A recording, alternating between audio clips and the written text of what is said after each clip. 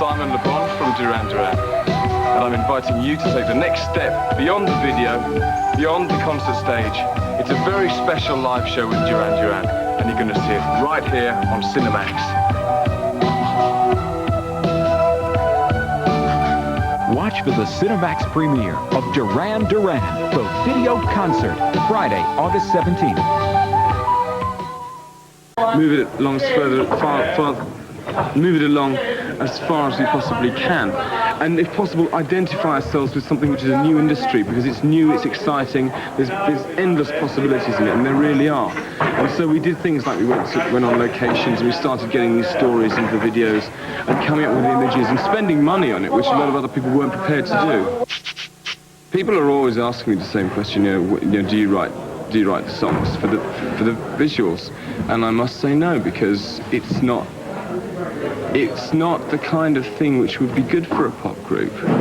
Maybe it would be great. I mean, that would be basically writing a film and then writing a soundtrack to that. And I don't think that's where music video is. I think that's the wrong way to approach it. And I know people do. I know people are actually looking at it that way. There's a couple of American artists I've met who've been doing it. And I think what they end up with, in the end, is the kind of video which is just a direct translation, a visual equivalent of what the words are. The line is, and the girl walked out of the room. And what happens on the screen? The girl walks out of the room. Bang, the door slams. What a bore. You hear the song once, you know exactly what's going to happen on film. And so what we do with our ideas is to try and have that parallel, that undercurrent, something which is divorced slightly from the A-line intention of a song, of the lyric, but captures the essence or the mood or the atmosphere or the general direction of that idea. It's difficult to see what's going to happen next, because it certainly can't carry on at the moment the way it is, because if it does, people are going to get pissed off, and the record companies are basically going to withdraw the money from it, and bands are going to have to go back to standing in the studio and playing the guitars and singing in front of a bit of dry ice or something.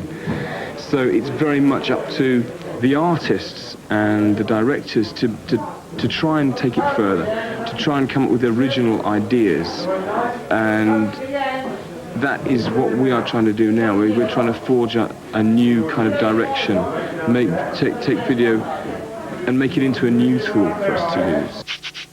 There's one thing I could pick on which really made me think about music and suddenly realize the potency of this thing, because it's potent, because for young people, it's for people with energy, and that's what makes it so different from virtually any other kind of entertainment.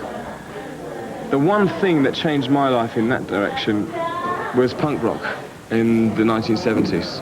In '76, when the Sex Pistols stood up and said anarchy in the UK, they weren't saying let's have a political movement. They were saying people like you can have fun, and you don't have to have a technical training. You don't have to be a brilliant musician. If you've got something to say, you can get up on stage and you can say it, and it can be brilliant. You can make other people happy as well. Duran Duran's saying that you don't have to be involved in some bloody great institution to have a life, whether you want a secure life or whether you want an adventure. It's probably much better if you do it on your own. It's exciting, it's danceable, it's something which inspires energy, and that's what this band's all about. So it's only natural that it's going to be there. I mean, just take a listen to that.